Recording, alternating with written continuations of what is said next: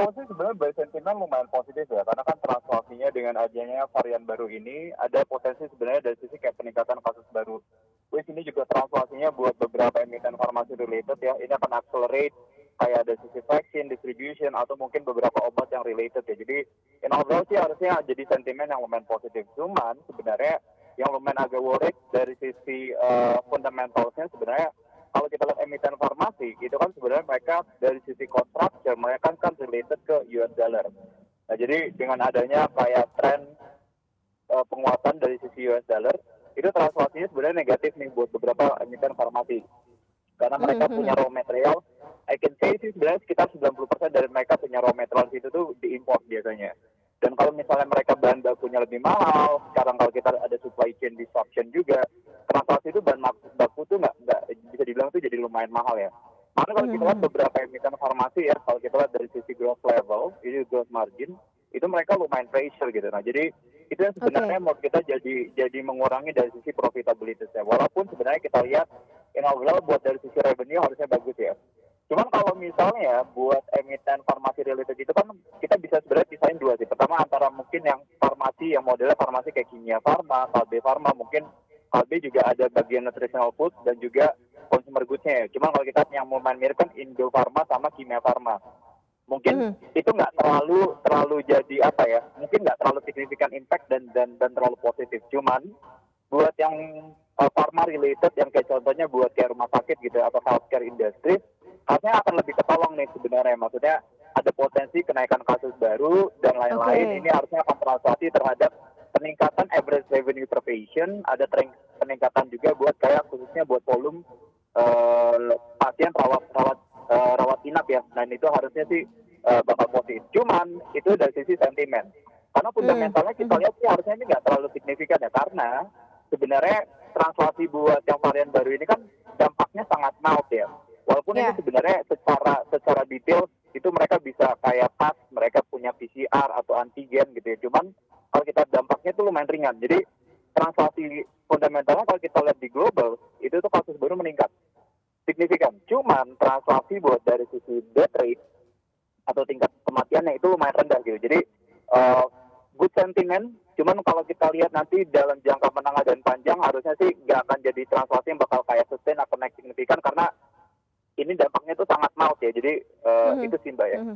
Oke, sebenarnya untuk healthcare dan farmasi serta turunannya ini dari sisi valuasi Anda melihatnya seperti apa sih?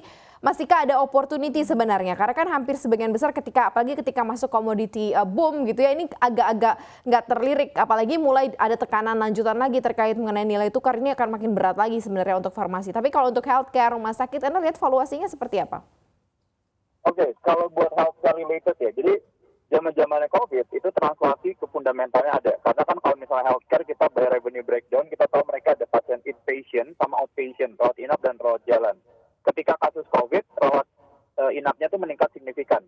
Dan yang lebih signifikan lagi adalah kayak pendapatan masing-masing per patient. Jadi dengan kebijakan yang pemerintah ngasih subsidi, translasi satu patient itu kayak mendapatkan kayak revenue lebih gede sebenarnya buat rumah sakit. Jadi kalau kita lihat zaman-zamannya COVID, average revenue per patient-nya itu mengalami peningkatan signifikan.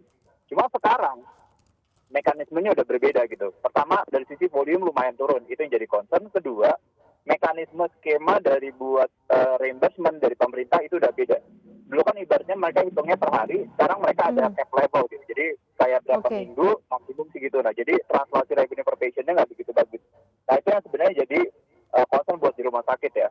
Terus kalau kita lihat sekarang juga ya maksudnya kalau zaman-zamannya COVID ini kan harusnya kan orang kayaknya udah lebih pede gitu ya buat kayak kembali ke rumah sakit, mereka check up, confidence levelnya udah mulai pulih. Cuman ternyata kalau kita lihat tuh dari sisi patient volume itu sebenarnya belum kembali ke level-level yang sebelum pandemic karena masih ada worry nih, kekhawatiran buat beberapa orang kalau seandainya rumah sakit itu menjadi salah satu pusat penyebaran buat penyakitnya itu tadi. Itu dari sisi healthcare-nya. Jadi translasinya mungkin nggak terlalu positif ya. Maksudnya buat kayak di kondisi makro seperti sekarang, mungkin kita juga kurang begitu menarik menurut kita sektornya.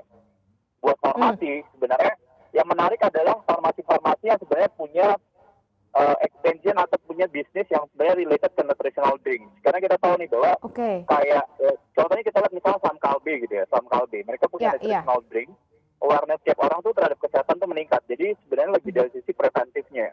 Jadi dari sisi preventif side-nya itu mereka lihatnya positif. Cuman kalau misalnya buat obat, mungkin in overall sebenarnya kalau kita lihat dari sisi industrinya belum terlalu belum terlalu signifikan ya. Karena Mhm. maksudnya gini ya sebenarnya.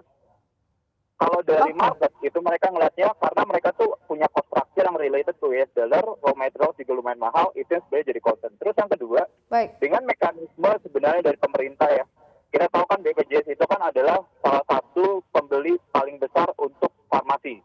Jadi dengan Mhm. adanya skema JKN, mereka adalah biggest buyer, mereka punya buat room negotiation buat beberapa produk farmasi itu signifikan. Jadi ada kemungkinan pasti mereka akan nawar atau Mhm. ibaratnya ada diskon. Nah Mhm. itu yang sebenarnya jadi negatif sentimen sih. Jadi kita nggak lihat sebenarnya buat si sektor farmasi itu di kondisi makro yang seperti sekarang harusnya bakal positif ya. Mungkin itu sih Mbak ya.